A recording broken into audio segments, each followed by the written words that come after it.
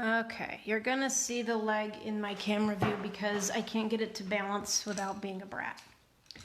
Okay, so if you are looking to knit and you're looking to cast on, casting on can be intimidating. But it needn't be intimidating. It's actually not too bad. You just need your needle, just one. And we're going to show the backward, this is going to be the backward loop cast on. It's very simple, very basic. I don't think it's the world's greatest cast on, but when you're starting out, you need simple. So the first thing you're going to want to do, that I always want to do, is you're going to want to make a slip knot. You're going to leave a short tail. You don't need a very long one. They always say 4 inches, go for 6, be safe. Because you're going to weave, if you're doing a project, you're going to weave this in. So then you're going to make your slip knot. Right? Then you're going to put it so that the tail is at the back of your needle and that facing you is the working end. Okay? Give it a little snug up. You don't want it to be too tight, but you don't want it to be loose either. Now what you're going to do is you're going to hold the yarn like this, okay? So that the part that's attached to your needle is behind your thumb. Now I always make a finger gun because that's just how I do it, but however you have to hold it, and then I hold the rest of the yarn after it's wrapped around my thumb, okay, with my other fingers, just to keep it out of the way, okay? Now, the thing that you're going to do is you're going to take your needle, okay? You can see you're kind of making an X, and you're going to go under the loop that's attached to your fingers, okay? Just going to go under it like this. You're going to slide it off your thumb. Ta-da. And make sure you snug it up a little bit, because if it gets loose, you're going to have some issues, but don't make it super duper duper duper tight. Keep it loose. Okay, well, no, keep it relaxed, not loose, okay? So again, we're holding it like this. We're taking our needle. We're going under the loop, under this side of the thumb, okay? And we're picking it up, and we're doing this. This is a cast on that is often used in the middle of projects, like if you are creating a thumb gusset or something in a project and you need to, and you've bound off some stitches and you need to redo some stitches, re-add some stitches, they use the backward loop cast on quite frequently, okay? All right, so make sure you've got, and use this finger to help hold things steady, okay? So, sorry, this needs to be behind your thumb, okay? It's gonna make, we're kind of making an X, and we're grabbing the yarn and just pulling it off our thumb, okay? And you can see a little bit now what kind it does, okay? And I'm gonna cast on, I think I'll do about 10 stitches. So, and I usually, some people don't count this one. I always do, because why not? So we have 1, 2, 3, 4, 5. We've got 5. And there's 6, 7,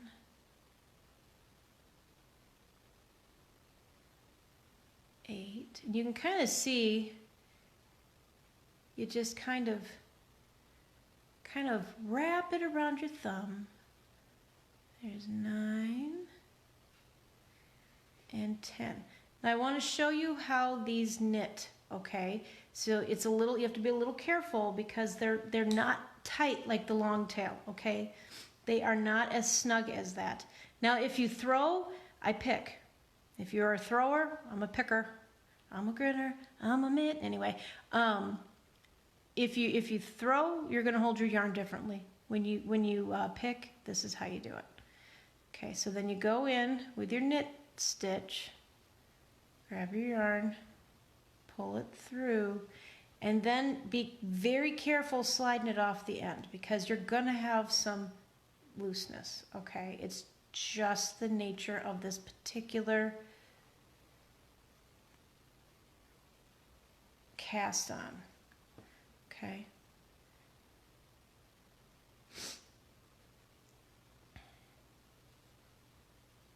How are all you people with your allergies doing? I don't normally have allergies, so you can see there's a lot of gap. So this is not the cleanest cast on, but it is the easiest to learn. And you can always, I mean, it doesn't look, you can see, it doesn't look bad. It just seems like it when you're doing this. So just be careful with your cast on. Use your fingers to hold things into place. There is no shame in using those digits to move stuff around because you don't need it all to slide off. Okay? Hi again, Shelly. So, okay.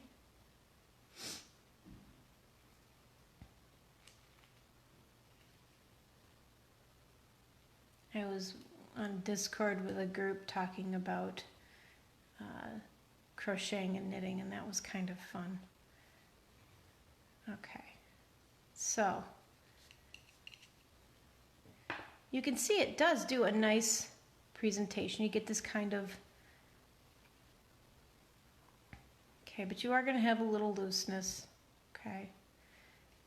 Some of that will resolve itself when you weave in the ends and when you get further into the projects. But that is the backward loop cast on. I like Discord. I've been using it only for text. I haven't been using it for audio. But it's very much like any other messenger app. I think it's a little smoother. Different groups get different stuff out of it. I don't mind Discord at all. I don't know how it sounds audio-wise. I've never used it for that. But a lot of gaming groups swear by it. So that is the backward loop. Now I'm going to show once again the long tail. Now with the long tail, you need to think about how many stitches you're going to cast on, because you need approximately, and this is a rule of thumb I've heard, you need approximately 1 inch per stitch. Okay, so if you're going to do 10 stitches, you need 10 inches plus the 4 to 6 you're going to have for your tail. Okay, so you need quite a bit. You get kind of good at estimating it after a while. Also consider if you're using smaller needles, it's less than 1 inch per stitch. If you're using bigger needles, you know, use your common sense with that. Okay, so now for the backward, or for the long tail, okay, we're going to do our slip, once again a slip knot. Now this time, when you put your loop on your stitch, this is your tail end. You want your tail end, oh, you silly thing, stop. Oh my goodness, really? Stay. Okay, so you want your tail end facing you, okay? Tail end faces you, the ball end is on the back. Okay, so it's a little different. Now you've got it, you want it snugged up, but not tight, just snug. And you're going to go in with the ball yarn, the working yarn. It's going to go wrap around your finger. Okay, so it's going to come over the back, over the top. Okay, so you wrap that yarn over the top. The tail yarn goes this way over the top. Okay, so you're kind of making this V with your fingers. You're making a diamond shape, these and this, okay? It seems complicated. Once you get into it, it's so super fast. I hold both ends in these fingers, okay? So that's my working yarn and my tail yarn, okay? So the first thing you're gonna do in your V-stitch, okay, is you're going to go just like that backwards loop cast on. You're going to go under, Then you're going to go around the ball yarn and pull it back under the thumb yarn. And then pull that through. Okay, I'm going to obviously show that several more times. Okay, so go grab your tail yarn underneath. Okay, and I rotate my hands so that I can go over the ball yarn and grab it. Okay, and then I pull it through the loop that I've created with my thumb. Okay.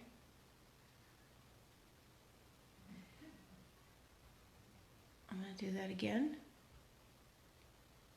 Grab your tail yarn from underneath on the outside of the thumb. Grab the ball yarn by going over it and pulling it through. And you can see, you see the thumb there? You see that? You're pulling that thumb yarn. So basically you're going under the thumb yarn and pulling the ball yarn under the thumb yarn. Okay? So we go under the thumb yarn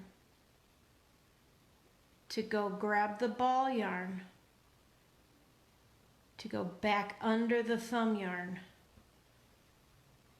and then we snug it up. And you can kind of see the difference. See how it's a little neater here? This is a flexible, they call this the workhorse of the knitting world. This is the one that is most often used in a lot of different projects because once you get used to it, it actually, to give you kind of an idea how fast you can go once you're used to it. Oops. See, you can just whip through it once you're used to it. But I'm going to show you again slow because I know that my friend really would like to see it slowly. All right, so we're going to try that again. Now remember, it's easy to forget. Your yarn, your ball yarn goes over, okay? You got this in your fingers. It goes over your pointer finger, okay? And in this one, because especially if you're holding the yarn in both your ends of yarn in the fingers, you just kind of go in, wrap that around, okay? Just like with the backward cast, the backward loop cast, okay? So that's why I showed that one first, because once you get used to that, once you figure that out, you're not, instead of, doing this, right? Instead of doing that,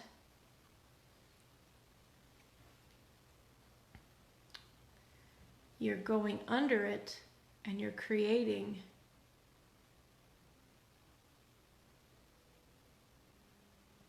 a more secure stitch.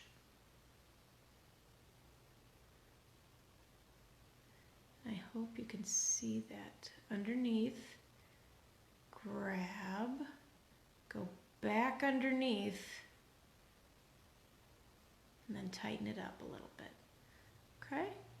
Now if we were, let's say that was all the stitches we wanted to show you the difference. Now we're going, not using your tail, so don't, if you've got too much tail, that's okay. You can just slide to side, you can trim it, whatever. Okay, so then go in for your knit stitch. Yarn over and pull it through.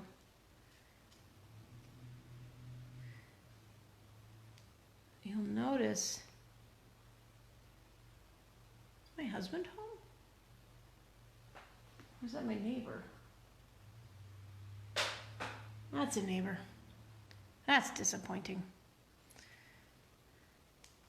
Not that my neighbors are disappointing, I like when Kevin comes home.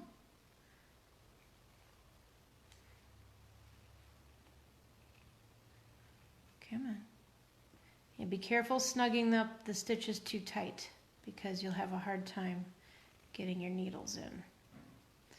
These are a 10.5 needle, size 10.5. with a worsted weight. That's because I want you to be able to see the stitches.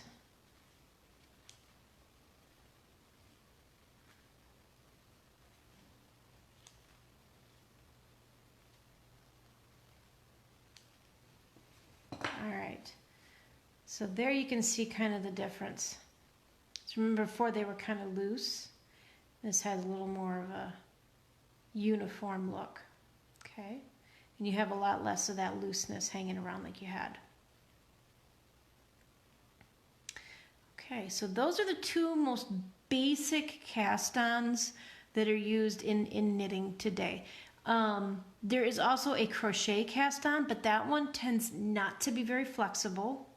I don't have a crochet hook on me. If you want, I will go grab one. I'm going to go grab a crochet hook and I will show you the crochet cast-on, which for some people also works very well. So give me just a moment and I'll go grab a hook.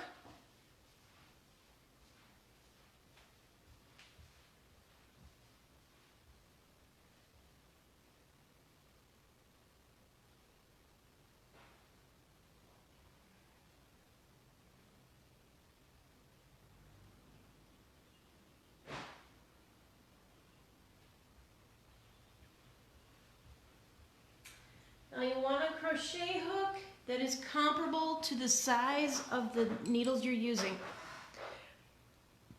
The size I is pretty good from anything from like a size 9, 8, 9, 10, 11.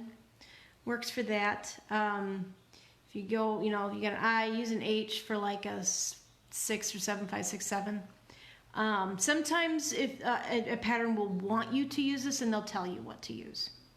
But to do a crochet hook cast on, you want to create, I gotta think here a second, you want to put in your slip knot.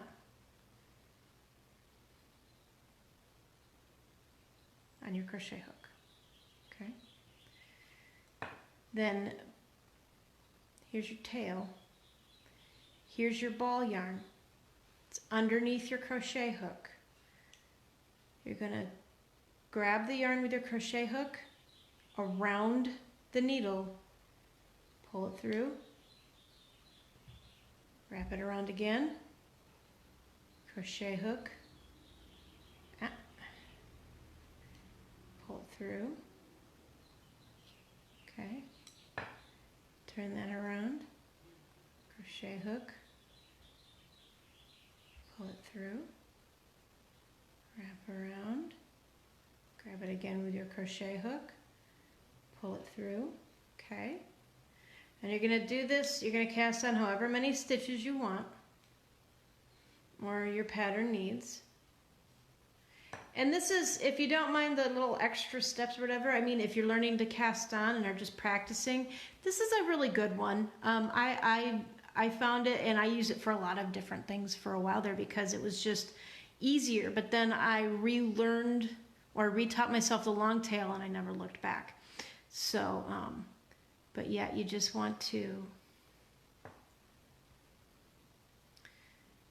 go around like this. Okay. And let's say we're getting to where we've cast on however many we need. Put that around the back, scoot this up a little bit so you can do this. And you take and you put that loop that was on here on your needle. And you can see it does a very nice, neat, but not very flexible, okay, not very flexible cast on. So if you're using this for like blankets or something, it's actually very appropriate. But if it's gonna be for a hat or gloves, I would recommend you use the long tail or the backward loop cast on. But this is a good one for scarves, for blankets, things that don't need any flex or stretch. This is a great one for that. So that's something to look at as well when you're doing your cast-ons. Now, I cannot recommend this book enough. I'm going to remove this. This is called Cast On Bind Off by Leslie Ann Bestor.